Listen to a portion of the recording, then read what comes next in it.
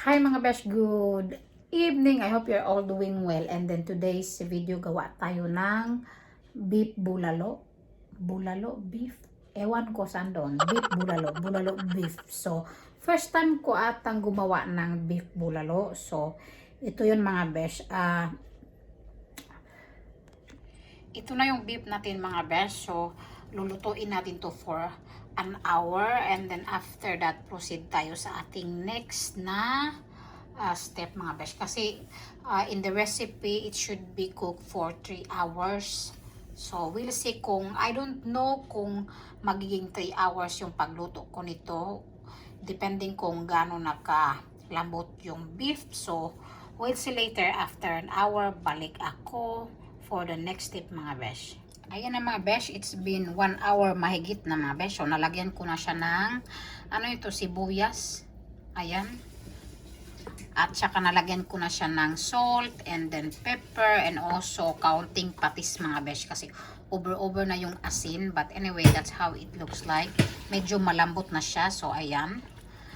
Lutuin muna natin itong sibuyas, and then after that tutuin na naman natin siya ng ilang, maybe less than an hour na this time, kasi malambot na yung beef mga besh. And then i-chop na natin yung mga gulay na ilalagay natin. Ayan.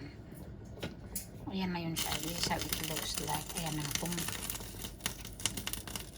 Ayan. Ayan besh, nalagay ko na yung gulay natin. So this is almost actually done. Yung sa video, hindi nila nilagay yung gulay.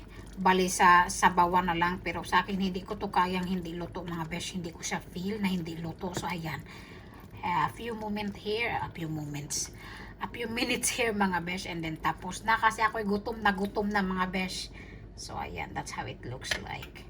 Maliit lang yung ano ko, yung grita ko mga besh.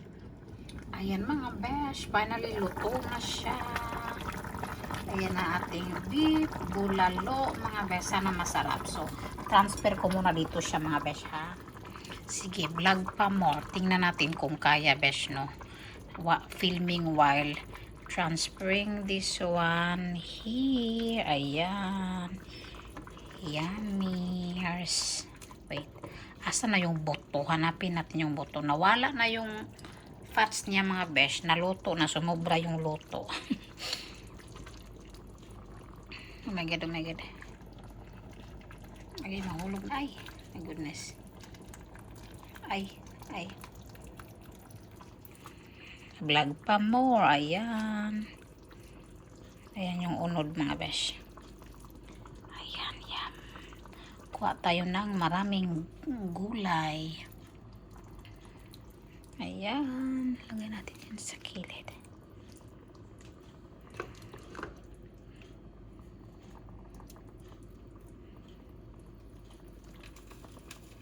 Oh my G. Ayan ang ating beef bulalo, hindi not buffalo.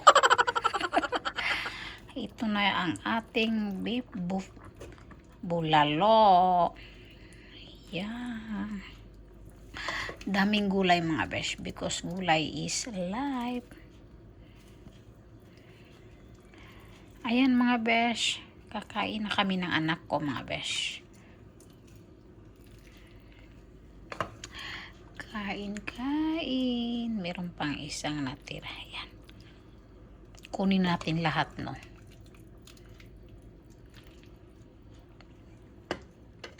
Kain mga besh, ang aking beef bulalo. Kain. Ayan mga besh, malambot na tong beef ko mga besh. Ayan, natatanggal na siya. Ayan, natatanggal na siya. Kain.